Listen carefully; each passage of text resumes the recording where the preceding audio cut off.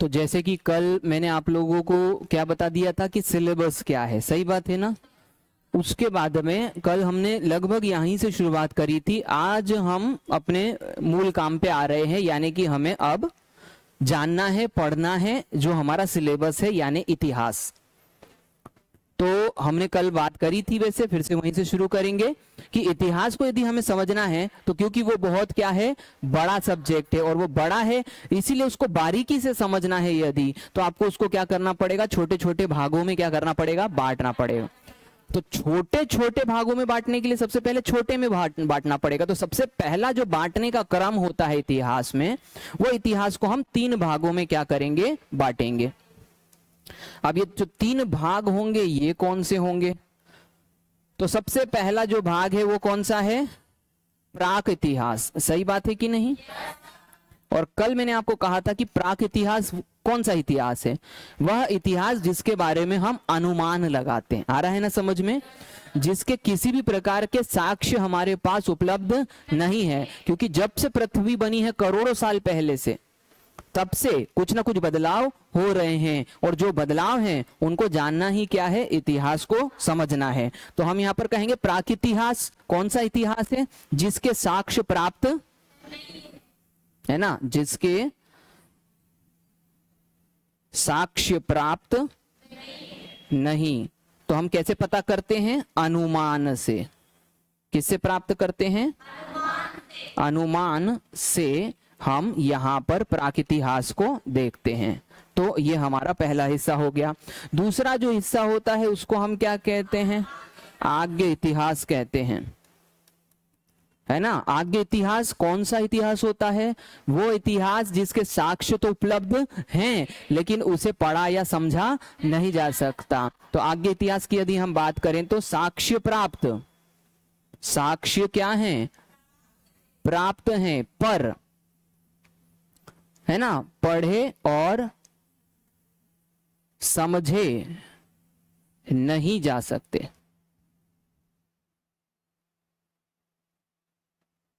समझ में आ गया है, साक्ष्य प्राप्त पर पढ़े और समझे नहीं जा सकते। इसके बाद में जो अगला शब्द आता है उसको हम क्या कहते हैं, इतिहास। आ रहा है समझ में। यानी कि यदि हम इतिहास की बात करें तो मूल रूप से साक्ष्य क्या है इसके, प्राप्त, और क्या करे जा सकते हैं, पढ़े तथा समझे जा सकते हैं। इतनी बात तो समझ में आ गई। तो हमारा जो मूल सिलेबस शुरू होता है पीएससी का, वो यहां से शुरू होता है, आज्ञ इतिहास से। और यहीं से यदि शुरू होता है तो यहां से इतिहास की शुरुआत कब से हुई, जिसे हम आज्ञ इतिहास के हिस्से में कहते हैं। तो हमारी वो जो शुरुआत होती है वो होती है यहां से। कहां से, हड़प्पा सभ्यता से। यानी कि हमारा जो एमपीपीएससी का सिलेबस रहेगा उसमें इतिहास का जो सिलेबस है वो यहां से शुरू हो रहा है। इसके पहले से हमें कोई भी जानकारी की आवश्यकता नहीं है। आ रहा है समझ में। यदि हम प्री लेवल की बात करें तो कुछ छुटपुट क्वेश्चन आ जाएंगे जो कि हमें जानने हैं, लेकिन हम उन्हें आखिरी में जान लेंगे। अभी हम यहां से शुरुआत करते हैं। हड़प्पा सभ्यता की यदि हम बात करें तो हमने कहा कि ये किस काल से संबंधित है ना, आज्ञ इतिहास से क्या है, संबंधित है। तो ये आज्ञ इतिहास से संबंधित है। इसका मतलब अब हम एक ही शब्द से समझ गए, हड़प्पा सभ्यता से जो भी साक्ष्य मिले हैं उन्हें आज तक पढ़ा या समझा नहीं जा सका है। इसीलिए ये सभ्यता जो इतनी शानदार सभ्यता थी, जिसको आज हम देखेंगे, जिसकी मैं आज बात कर रहा हूं, आज से वो सभ्यता, यानी जिस प्रकार से हम यहाँ पर एक विद्यालय में बैठे हुए हैं, ऐसा ही आज से 4500 साल पहले एक विद्यालय हुआ करता था। इतने पुरानी बात, जिसके साक्ष्य आप आज तक उपलब्ध हैं। और वो उसे समझना कितनी दिलचस्प बात है कि वो लोग कैसे जीते थे आज से 4500 साल पहले। मैं 4.5 साल की बात करूं तो आपको ऐसा लगेगा अरे बाप रे कितनी पुरानी बात कर रहे हो सर। मैं 40.5 साल की बात करूंगा तो आप बोलोगे अरे सर ये तो बहुत पुरानी बात हो गई, तब तो हमारा जन्म भी नहीं हुआ था। यदि मैं 450 साल की बात करूंगा तो आप बोलोगे अरे बाप रे, यहाँ तो हमारे जो है दादा परदादा भी जो है उनका भी जन्म नहीं हुआ था। तो हम किसकी बात कर रहे हैं? 4,500 साल, बहुत होते हैं। और वहां जो है उनके जो द्वारा लिखा गया और उनके द्वारा जो कल्चर, जो संस्कृति निभाई जाती थी, वो आगे इतिहास में आती है, उसे समझा नहीं गया है। तो क्या ये अकेली एकमात्र सभ्यता थी?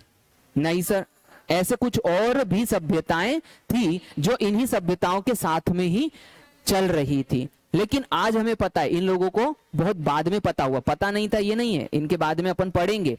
ये सभ्यता और दूसरी सभ्यताओं के बीच में व्यापार हुआ करता था। इनका मतलब ये दोनों, ये सभी सभ्यताएं आपस में क्या थी? कनेक्टेड थी। सभी तो नहीं कहेंगे, लेकिन हम ये कहेंगे कि समांतर सभ्यताएं कौन कौन सी थी। तो यहां पर हमने समझा कि समांतर सभ्यताओं में जिसकी हम बात कर रहे हैं वो ये सभ्यता है, यानी सिंधु घाटी सभ्यता। ये सिंधु घाटी सभ्यता, हड़प्पा सभ्यता, इसको कांस्य युगीन सभ्यता भी कहते हैं, नगरीय सभ्यता भी कहते हैं। ये सब नाम हम आगे पढ़ेंगे, क्यों किसने दिए ये भी पढ़ेंगे। तो ये वो सभ्यता है जिसकी हम बात कर रहे हैं। और ये सभ्यता जो है, यहां पर आप देख रहे हो, ये जो सफेद सफेद हिस्सा दिख रहा है, ये एक्चुअल में समुद्र है। और इस रास्ते से ये लोग मेसोपोटामिया से क्या करते थे? व्यापार करते थे। सबसे पहला प्रश्न मैंने आपसे कहा, क्यों? सर आपको कैसे पता चला? 4,500 साल पहले आप भी क्या हड़प्पा से ही निकले हो क्या? आप कैसे जानते हो? अरे आया कि नहीं समझ में? आप कैसे जानते हो कि इनका व्यापार इनसे चलता था? अभी आगे ये सब दिलचस्प चीजें हैं, सब अपन समझेंगे कि ये व्यापार कैसे करते थे। ये रहा समुद्री मार्ग, यहां से यहां पर इनके बीच में क्या होता था? व्यापार होता था। इनके बीच में भी व्यापार होता था, और इनके बीच में व्यापार होता था तो इनके बीच में भी व्यापार होता था। यानी कि बहुत कम साक्ष्य हैं कि हमारे इनके साथ सीधे व्यापार थे। इससे पता चलता है कि हमारा व्यापार इनसे था और इनका व्यापार इनसे था। अब ये हैं कौन? पहली सभ्यता कौन सी हो गई? यानी मेसोपोटामिया। आज जब तक हड़प्पा सभ्यता की खोज नहीं हुई थी, अपन बात करेंगे 1922, 1921 में जब इसकी खोज नहीं हुई थी पूरी तरीके से, तब माना जाता था कि मेसोपोटामिया की सभ्यता ही सबसे पुरानी सभ्यता है। हड़प्पा सभ्यता कोई पुरानी सभ्यता नहीं है। तो मेसोपोटामिया को सबसे पुरानी सभ्यता माना जाता था। बाद में जब हड़प्पा सभ्यता की खोज हुई, और अभी और होती ही चली जा रही है, तो मैंने जब आपसे कहा